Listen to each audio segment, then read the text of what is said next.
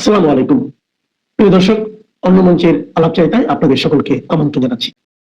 Supreme কোর্টে শেখ হাসিনার বিরুদ্ধে যে সমস্ত মামলা হয়েছিল, মৃত্যুদণ্ডের মামলা, হত্যার মামলা, সে সমস্ত মামলা স্থগিত হতে যাচ্ছে। বিএনপির তরফে বিএনপির যে আইনজীবী, তার নাম হচ্ছে আমিনুল ইসলাম, তিনি সুপ্রিম কোর্টে অ্যাপিল করেছেন। মামলার সমস্ত দস্তাবেজ দেখে তার মনে হয়েছে এই মামলার সমস্ত উদ্দেশ্য প্রণোদিতভাবে করা, এবং করেছেন তাজুল ইসলাম। এখন শেখ হাসিনা এই দেশে চলে এসেছিলেন 5 আগস্ট 2024। মামলা দায়ের করা হয়েছে 7 আগস্ট। তিনি দাঁড়িয়ে থেকে হত্যার নির্দেশ দিয়েছেন, তিনি দাঁড়িয়ে থেকে অশান্তির নির্দেশ দিয়েছেন, তিনি দেশকে অস্থির করার নির্দেশ দিয়েছেন, এমনও মামলা দস্তাবেজে রয়েছে। অর্থাৎ শেখ হাসিনাকে যেন তেন প্রকারেণ কাঠগড়ায় তুলে তাকে ফাঁসিতে ঝোলানোর একটা বদ উদ্দেশ্য এই মামলার মধ্যে ফুটে উঠেছে। এখন এই মামলার কাগজপত্র যখন পরীক্ষা টরীক্ষা করা হয়, তখন সেখানে এই সমস্ত ভুল ত্রুটিগুলো একে একে ধরা পড়ে। এই যে আমিনুল ইসলাম, যিনি বিএনপির আইনজীবী, সুপ্রিম কোর্টের আইনজীবী, তিনি বিএনপির দীর্ঘদিনের আইনজীবী, তিনি খালেদা জিয়ার হয়েও আইনি লড়াই ফড়াই করেছেন। এখন এই যে মামলা টামলা গুলো এখন যেগুলো চলছে, সেগুলো নিয়ে কিন্তু ভারতবর্ষের দুটো বক্তব্য ছিল। এক হচ্ছে যে প্রথম সেটা হচ্ছে শেখ হাসিনার মৃত্যুদণ্ডের রায় বাতিল করতে হবে, তার বিরুদ্ধে সমস্ত মামলা তুলে নিতে হবে। 2 হচ্ছে তাকে রাজনৈতিক প্রচার এবং রাজনৈতিক কর্মকাণ্ডে অংশগ্রহণ করার একটা সুবিধাজনক অনুষ্ঠান তৈরি করে দেওয়া। এখন পল কাপুর আপনার দেশে গিয়েছেন, তার আগে তিনি ভারতবর্ষে ছিলেন। পল কাপুরের সঙ্গে ভারতবর্ষের উচ্চ নেতা কারোর সঙ্গে কথা হয়নি। আমাদের ফরেন মিনিস্ট্রির একজন ডেপুটি সেক্রেটারির সঙ্গে তার কথা হয়েছে। মানে ভারতবর্ষ আমেরিকাকে আর অত হাতে গুনছে না, যে এসছে একেবারে জয়শঙ্কর পাশাপাশি সঙ্গে সঙ্গে বসে বললেন, একেবারে হাতে হাত মিলিয়ে বসছেন না। বিক্রম মিশ্রিও বসছেন না। ডেপুটি সেক্রেটারি, তার সঙ্গে আলোচনা হয়, তাকে দিয়ে সমস্ত বলিয়ে দেওয়া হয়েছে। তিনি আরো একটি বার্তা নিয়ে এসেছিলেন ট্রাম্পের পক্ষ থেকে, যে পৃথিবী এখন অশান্ত, এই অশান্ত পৃথিবীতে ভারতবর্ষ যেন দক্ষিণ এশিয়াকে শান্ত রাখে, এবং ভারতবর্ষ কোনো প্রকারেই যেন এই যুদ্ধে অংশগ্রহণ না করে। কারণ আমেরিকা খুব ভালো করে জানে যে দুটো যুদ্ধে প্রমাণিত হয়ে গিয়েছে, একটা হচ্ছে পাকিস্তান যুদ্ধ, একটা হচ্ছে ইরান যুদ্ধ, যে চাইনিজ যে সমস্ত ডিফেন্স আছে এবং আমেরিকান যে সমস্ত ডিফেন্স এডি সিস্টেম আছে, মিসাইল ফিসাইল আছে, সেগুলো কিন্তু কাজের কাজ নয়। আমেরিকা বা চায়নার তো ব্যান্ড বেজে গেছে, চায়না আর কোথাও কিছু বিক্রি করতে পারবে না। দুটো দেশে তার ব্যান্ড বেজে গেছে একবার, একটা হচ্ছে ইরান আর হচ্ছে পাকিস্তান। ইরানের ব্যান্ড বাজিয়েছে হচ্ছে নেতানিয়াহু, আর পাকিস্তানের ব্যান্ড বাজিয়েছে ভারত। ফলে চায়নার আর ইকুইপমেন্ট মানে অস্ত্র আর বিক্রি টিক্রি হবে না, চায়নার মাথায় হাত, এবারে আর কেউ কিনবে না।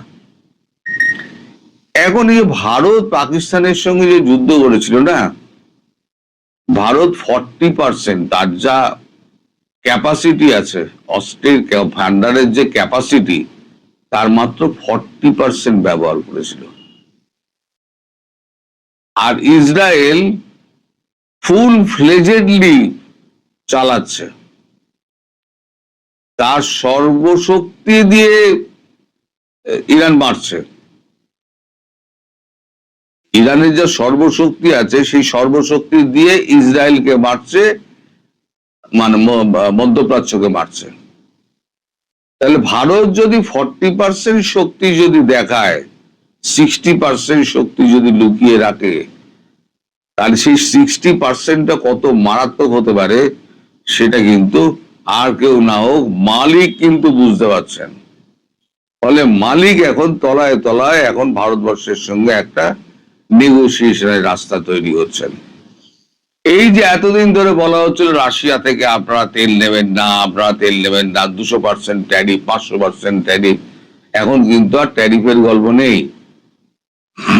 এখন বলছেন যে না, দুনিয়ার যা অবস্থা এখন তেলের দাম তো বাড়বে, আপনারা যেখান থেকে ইচ্ছা সেখান থেকে আপনারা তেল নেবেন। বার্তাবাহককে পল কাপুর। এখন আপনারা প্রশ্ন করতেই পারেন যে আমি এই ঘটনা জানলাম কি করে। সবই কিন্তু আস্তে আস্তে কূটনৈতিক মহল থেকে জানা যায়, হয়তো দুদিন সময় লাগে। এই ঘটনা ঘটেছে দুদিন আগে, আমি আজকে জানতে পেরেছি, তাই আমি আপনাদের সামনে বললাম। আর শেখ হাসিনার ব্যাপারে যে কথা হয়েছে সেটা তো পরিষ্কার। এর মধ্যে তারেক রহমানের সঙ্গে এর একটা মিটিং হয়েছে, পল কাপুরের সৌজন্য সাক্ষাৎকার বলা যেতে পারে। আজকে একটা ভোজ সভা আছে। ইন্টারেস্টিংলি এই ভোজ সভায় ডেকে পাঠানো হয়েছে কাকে জানেন? আসিফ নজরুলকে। আপনাদের বিশ্বাস করতে হয়তো অসুবিধা হতে পারে, কিন্তু এটাই সত্যি, আপনাদের কাগজেও পরে বেরোবে। আসিফ নজরুলকে ডেকে পাঠানো হয়েছে। আসিফ নজরুলকে ডেকে পাঠানো হলো কেন? আসিফ নজরুলকে ডেকে পাঠানো হয়েছে এই কারণে, বিএনপি নেতাদের সামনে তাকে পরিষ্কার বলে দেওয়া হবে যে সমস্ত ভারত বিরোধী কর্মকাণ্ড আপনি করে গিয়েছেন এই 18 মাসে, সেটা হচ্ছে পেহেলগাঁওয়ে অ্যাটাক থেকে শুরু করে আর লস্করে তৈবার 4টে সন্ত্রাসবাদী এনে তার সঙ্গে ফটো সেশন করা, কোনো কিছুই বাদ রাখেননি। ভারত বিদ্বেষী, চরম ভারত বিদ্বেষী কথাবার্তা, এটা ভারত বরদাস্ত করবে না। এবং আমি আজকে বলবো না, কিন্তু খুব শিগগিরই দেখবেন আসিফ নজরুলের কপালে খুব বড় দুর্গতি নেমে আসছে, খুব বড় দুর্গতি নেমে আসছে। এখন ভারত একটা ফিলার পাঠিয়েছে তারেক রহমানকে। যদি সুসম্পর্ক থাকে ভারতের সঙ্গে, তাহলে ইউএস এর সঙ্গে যে ট্যারিফ নিয়ে যে গন্ডগোলটা চলছে এবং চুক্তি নিয়ে যে গন্ডগোলটা চলছে, সেই গন্ডগোলটা সম্পর্কে ভারত কিন্তু মাথা গলিয়ে একটা সাম্যতা আনতে পারে এবং একটা সমঝোতায় আনতে পারে। আর তা যদি না করেন, তাহলে আপনার পাটা আপনি লেজে কাটবেন না মাথায় কাটবেন আপনি বুঝে নেবেন। তাছাড়া আপনাদের কাছে টাকাও নেই যে টাকা দিয়ে আপনারা দেশ চালাবেন। আমি বহুদিন আগে একটা কথা বলেছিলাম যে ভারতের কথা, ভারত এই অবস্থা থেকে বাঁচাতে পারে একমাত্র ভারত এবং একমাত্র ভারত। আজকে আমার কথা কিন্তু প্রতিষ্ঠিত হতে যাচ্ছে। আপনারা ওয়েট করুন। এই শেখ হাসিনার ব্যাপারটি নিয়ে যেটা বললাম, মামলা স্থগিত হতে যাচ্ছে, এটাও বেরোবে কাগজে আপনাদের। আসিফ নজরুলের ব্যাপারটাও আপনাদের কাগজে বেরোবে, এবং ভারত যে অফারটা দিয়েছে সেটাও কাগজে বেরোবে। কোনোটাই কিন্তু আমি আগে বলে দিই, 2-4 দিন বাদে আপনাদের কাগজে বেরোয়, তখন আপনারা ভুলে যান যে আমি কি বলেছি। তো যাই হোক, এখন আপনারা যারা বহুত দিন অপেক্ষা করছিলেন যে শেখ হাসিনার মামলা কবে উঠবে, তিনি দেশে কবে ফিরবেন, সেই সম্পর্কিত ছোট তথ্য আপনাকে দিলাম। কিন্তু পল কাপুরের সঙ্গে শেখ হাসিনার কি কথা হয়েছে আপনাদের এই বাঙ্গু মুমিনদের জন্য, আমি সেগুলো আপনাদেরকে আর বলবো না। আপনাদের ওগুলো অজানাই থাক। আপনারা কিছু অজান্তে কিছু কাজকর্ম দেখুন, আপনাদের বলে কোনো লাভ নেই। আপনারা হলেন এটি অশিক্ষিত, ওই মুমিনদের কথা বলছি, অশিক্ষিত জাতি, কুশিক্ষায় অশিক্ষা জাতি। তাদের জন্য বলে আমি আমার সময় নষ্ট করব না। যাদের দেখার তারা দেখবেন, যাদের দেখার নয় তারা দেখবেন না। এবার আপনাদের যা ইচ্ছা, গুজববাজ বলুন আর গাঁজাবাজ বলুন, যা বলুন বলুন। সবাই ভালো থাকবেন, সুস্থ থাকবেন, সাবধানে থাকবেন এবং কাগজের দিকে নজর রাখবেন যে 3টে পয়েন্ট বললাম, এই 3টে পয়েন্ট 3-4 দিনের মধ্যে আসে কিনা। ধন্যবাদ।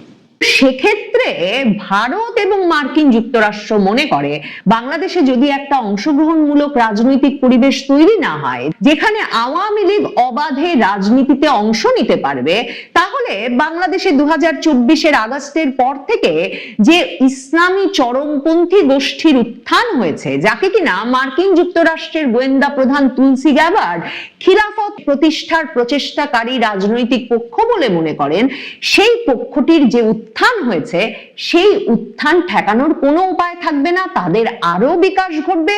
বাংলাদেশ সহ এই অঞ্চলে মার্কিন যুক্তরাষ্ট্রের প্রশাসনের সবচেয়ে শীর্ষ কর্মকর্তা পল কাপুর এখন ঢাকা সফর করছেন। ট্রাম্প প্রশাসনের দক্ষিণ ও মধ্য এশিয়া বিষয়ক সহকারী পররাষ্ট্রমন্ত্রী পল কাপুর ঢাকায় এসেছেন দিল্লি হয়ে, এবং ঢাকায় এসে তিনি পররাষ্ট্রমন্ত্রী, পররাষ্ট্র প্রতিমন্ত্রীর সঙ্গে বৈঠক করেছেন। বৈঠক শেষে তিনি এক কথায় বলেছেন বৈঠক ভালো হয়েছে।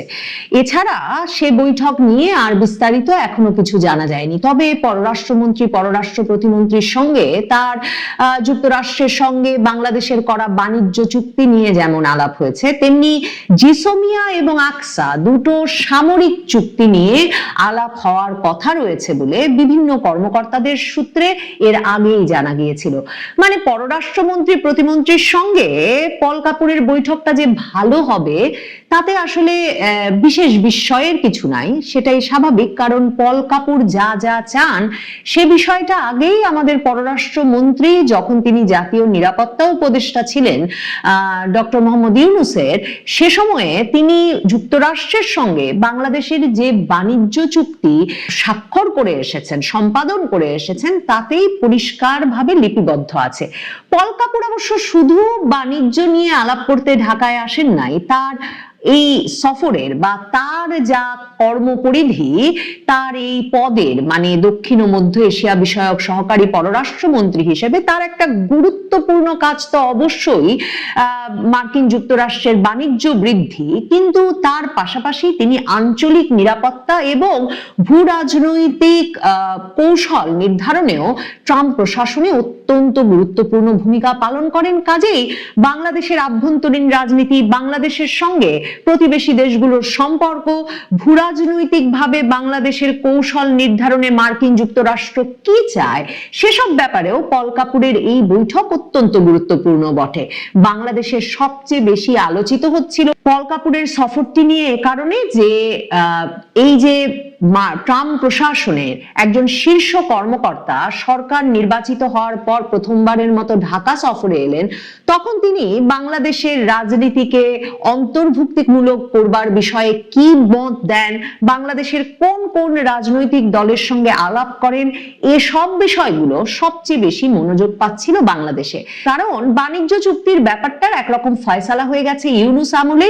সেখানে খলিলুর রহমান ইউনূস সরকার এরই মধ্যে মার্কিন যুক্তরাষ্ট্রকে যে পরিমাণ সুযোগ সুবিধা দেওয়ার এবং মার্কিন যুক্তরাষ্ট্র থেকে গম থেকে জ্বালানি তেল থেকে তুলা সবকিছু কিনবার যে প্রতিশ্রুতি দিয়ে এসেছেন এবং সামরিক অস্ত্রশস্ত্র ক্রয় বাড়ানোর যে অঙ্গীকার করে এসেছেন, তাতে বাণিজ্য বাড়ানোর দিক থেকে যে মার্কিন যুক্তরাষ্ট্রের এই মুহূর্তে কোনো শঙ্কা নেই, সেটা জেনে বুঝেই মার্কিন যুক্তরাষ্ট্র বিএনপি সরকারকে ক্ষমতায় আনতে সমর্থন দিয়েছে। মার্কিন যুক্তরাষ্ট্রের অত্যন্ত শীর্ষস্থানীয় বাণিজ্য কর্মকর্তা জেমিসন গ্রিয়ার নির্বাচনের আগে এমনকি ভার্চুয়াল বৈঠকে তারেক রহমান, শফিকুর রহমান এদের সঙ্গে আলাপও করে নিয়েছিলেন। আর মার্কিন যুক্তরাষ্ট্রের তরফে পরামর্শেই খলিলুর রহমান যে পররাষ্ট্রমন্ত্রী হয়েছেন, যাতে বিনা বিঘ্নে কোনো অসুবিধা ছাড়া ইউনূস আমলের বাণিজ্য চুক্তিটা নতুন সরকার পালন করে ফেলে, সে কারণেই যে খলিলুর রহমানকে পররাষ্ট্রমন্ত্রী পদে বসাতে হয়েছে সেটা বুঝতেও আসলে বিরাট বিশেষজ্ঞ হবার কোনো প্রয়োজন নাই। কাজেই পল কাপুরের এই সফরের সবচেয়ে গুরুত্বপূর্ণ এবং গুরুতর যে আলাপটা হয়ে দাঁড়িয়েছে এখন তারেক রহমানের সরকারের সঙ্গে, তার সরকারের বিভিন্ন গুরুত্বপূর্ণ ব্যক্তিদের সঙ্গে বৈঠকের সময় এবং পরবর্তীতে রাজনৈতিক দলগুলোর সঙ্গে তার বৈঠকের সময়, যেগুলো অনুষ্ঠিত হবে আগামীকালকে, সেটা হচ্ছে এই অঞ্চলের নিরাপত্তা রক্ষায় বাংলাদেশের রাজনীতিটাকে, বাংলাদেশের আভ্যন্তরীণ রাজনৈতিক পরিবেশটাকে মার্কিন যুক্তরাষ্ট্র এবং এই ইন্দো প্রশান্ত মহাসাগরীয় অঞ্চলে মার্কিন যুক্তরাষ্ট্র তাদের সবচেয়ে বড় মিত্র বলে মনে করে যে দেশকে, অর্থাৎ ভারত, সে দেশ কিভাবে দেখতে চায়।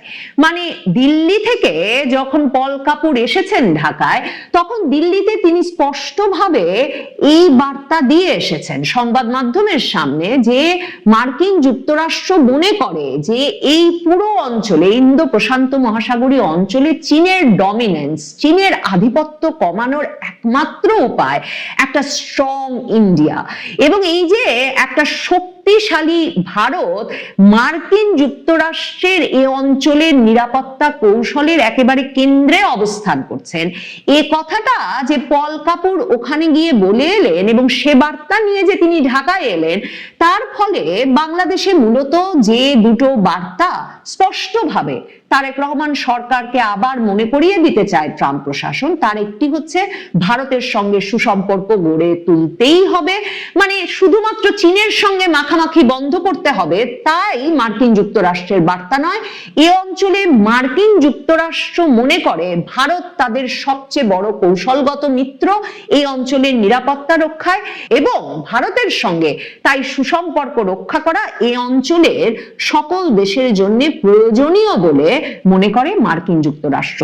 এটা একটা গুরুত্বপূর্ণ বার্তা। কাজেই তারেক রহমান সরকারকে খুব শিগগিরই ওই দিকে, সম্পর্ক উন্নয়নের দিকে আরো বেশি অগ্রগামী হতে হবে, আরো বেশি প্রোঅ্যাক্টিভ হতে হবে, অগ্রসর হতে হবে এবং সক্রিয় হতে হবে।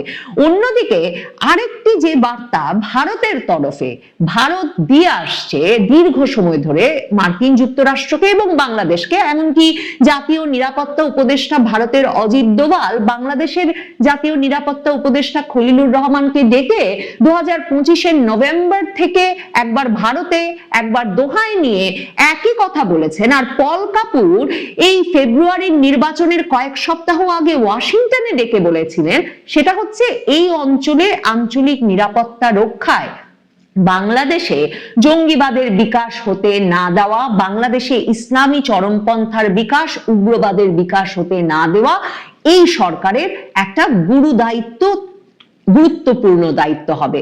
এবং সেক্ষেত্রে ভারত এবং মার্কিন যুক্তরাষ্ট্র মনে করে বাংলাদেশে যদি একটা অংশগ্রহণমূলক রাজনৈতিক পরিবেশ তৈরি না হয়, যেখানে আওয়ামী লীগ অবাধে রাজনীতিতে অংশ নিতে পারবে, তাহলে বাংলাদেশে 2024-এর আগস্টের পর থেকে যে ইসলামী চরমপন্থী গোষ্ঠীর উত্থান হয়েছে, যাকে কিনা মার্কিন যুক্তরাষ্ট্রের গোয়েন্দা প্রধান তুলসি গ্যাবার্ড খিলাফত প্রতিষ্ঠার প্রচেষ্টাকারী রাজনৈতিক পক্ষ বলে মনে করেন, সেই পক্ষটির যে উত্থান হয়েছে সেই উত্থান ঠেকানোর কোনো উপায় থাকবে না, তাদের আরো বিকাশ ঘটবে এবং এই বিকাশ একটা অস্বাভাবিক বিকাশ আওয়ামী লীগকে রাজনীতি করতে না দেওয়ার মাধ্যমে সৃষ্টি করা হয়েছে বলে ভারত মার্কিন যুক্তরাষ্ট্রকে স্পষ্টভাবে বলেছে এবং এই অস্বাভাবিকতার অবসান চায় বাংলাদেশের রাজনৈতিক পরিবেশে ভারত এবং মার্কিন যুক্তরাষ্ট্র।